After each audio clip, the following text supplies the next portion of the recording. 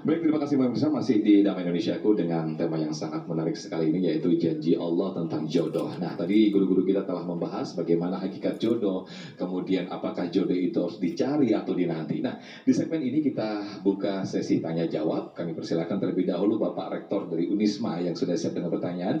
Insya Allah akan dijawab oleh Ustadz Arifin Nugroho, Bapak Dr. Amin MSI selaku Rektor Unisma. Silakan Pak Rektor. Bismillahirrahmanirrahim. Assalamualaikum warahmatullahi wabarakatuh. Waalaikumsalam warahmatullahi wabarakatuh. Pak Ustadz, ada dua hal yang saya sampaikan. Nama saya Amin, Rektor Universitas Islam 45 Bekasi. Yang pertama, pergeseran budaya yang dulu orang menunggu Pak jodoh, kemudian mencari atau menjemput tadi istilahnya, itu dalam konteks kampus. Karena usia kampus itu anak-anak kan 19 sampai 20-23 tahun ya. Itu mungkin proses pencarian Pak. Nah, saya ingin di sini Pak Ustadz memberikan tips bagaimana proses pencarian di kampus ini sehingga tidak melanggar syariah Islam.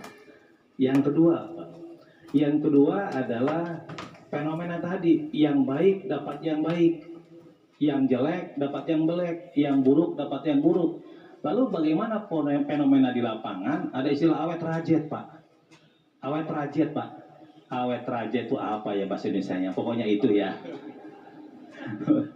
Jadi kadang-kadang kenapa yang baik kok pasangannya tidak baik? Awet tapi rajet Pak, gitu ya. Mohon dijelaskan. Terima kasih. Assalamualaikum warahmatullahi wabarakatuh. Waalaikumsalam warahmatullahi wabarakatuh. Tapi mohon dijelaskan dulu arti awet rajet itu dulu.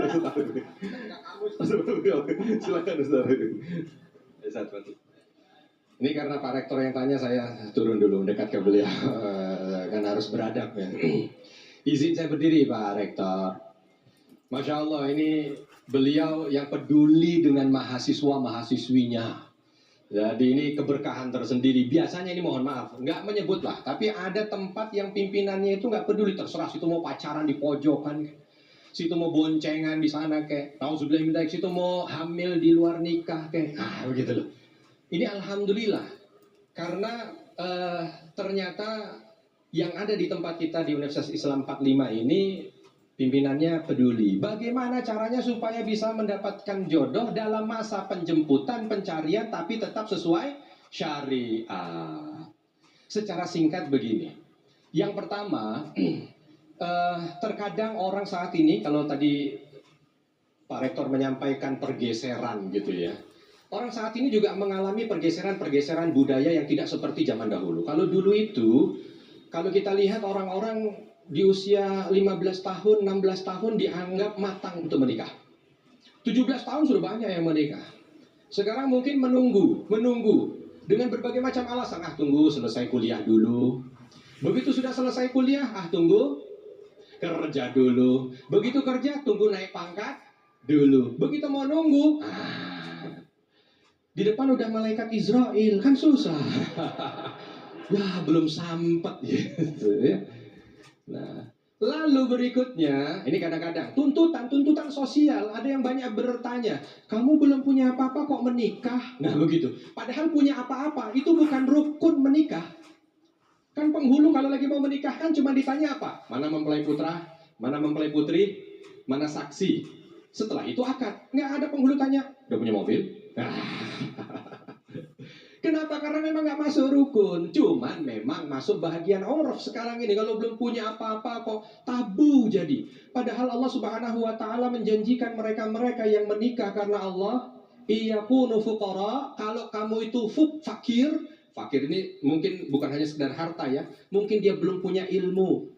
Saya takut menikah belum punya pengalaman. Iya, namanya menikah belum punya pengalaman.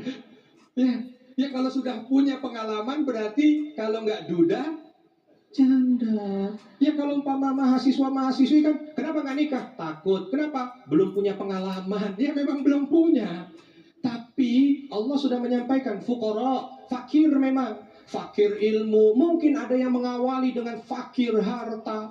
Mungkin ada yang mengawali dengan apa lagi mungkin? Fakir komunikasi dan lain sebagainya. Tapi kalau karena Allah yang dipegang, maka Allah yang akan mengayakan.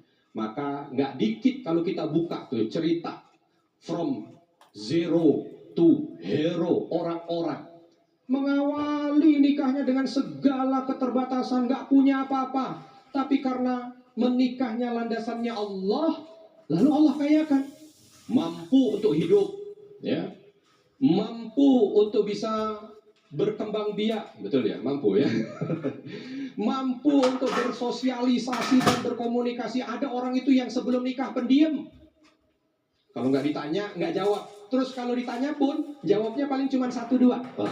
Begitu menikah, begitu.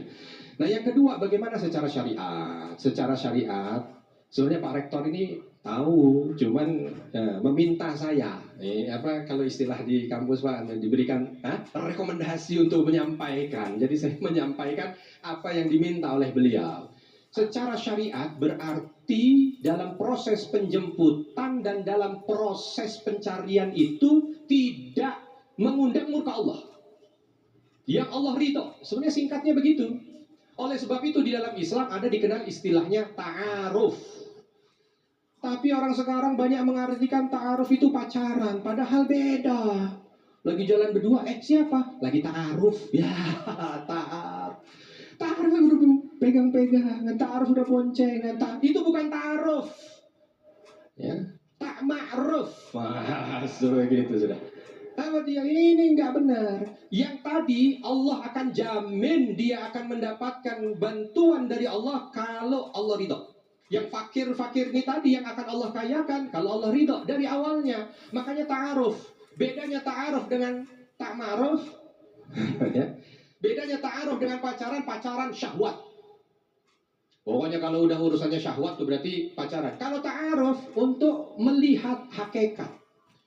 Ya kan? Ini namanya kehidupan suami istri itu kan sepasang, laki dan perempuan yang penuh dengan perbedaan. Supaya nanti tidak terjadi hal-hal yang membuat bahtera rumah tangganya ini karam. Ya tinggal dia bagaimana di awal untuk mengajukan pertanyaan. Saya mau nikah dengan kamu, tapi kamu jangan cari istri lagi. Nah, gitu kan. Baik, Ustaz Arifin. Mungkin Sudah habis. durasinya sangat pendek. Sekarang mungkin bisa dijawab untuk yang pertanyaan kedua tadi. Yang buruk dengan yang buruk, yang baik dengan yang baik. Saya diundang Pak Rektor lagi untuk ini khusus untuk. Itu off air aja, Ustaz. Ya, kita bikin off air ya. Silakan, Ustaz. Bagaimana ini yang tadi beliau menyampaikan istilahnya yang saya tidak bisa mengulanginya lagi tadi itu ya. Tapi intinya begini, kalau yang baik dapat yang baik, yang buruk dapat yang buruk. Tapi terkadang di tengah masyarakat ada yang baik dapat yang buruk. Ya langgeng aja. Ada yang buruk dapat yang baik, langgeng aja. Walaupun ada, tapi kemungkinan itu kemungkinan kecil. Jadi bukan yang general umum. Makanya Allah bukan sebuah kepastian disampaikan begitu, bukan. Tetapi hanya bersifat umum. Maka kalau kita lihat, kalau umpama baik dapat baik, kenapa Nabi Nuh dapat istri yang begitu? Kalau buruk dapat buruk, kenapa Fir'aun dapat Asia? Tentu sekali lagi umumnya begitu, walau ada pengecualian. Makanya hukum yang pengecualian ini mungkin hukum istisna yang nanti akan ada rumusnya tersendiri. Tetapi bagi kita masuknya pada koridor yang general saja. Kalau kita baik, insya Allah baik. Mungkin kita tidak tahu rahasia Allah. Ini orang baik, kenapa dapat orang buruk? Oh, ternyata apa? Supaya yang baik ini dilatih kesabarannya. Gitu. Kenapa ini yang buruk dapat yang baik? Oh, ternyata yang buruk ini ujung akhirnya akan mendapatkan kebaikan. Mungkin bisa jadi, kita tidak tahu di balik semua rahasia Allah yang hadir dalam kehidupan. Termasuk bapak dan ibu nggak usah mikirin pasangannya, ya. Yang sudah menikah, kira kenapa saya juga itu termasuk nasib? Enggak, ya. Apakah saya termasuk pengecualian? Nggak usah GR. Ya.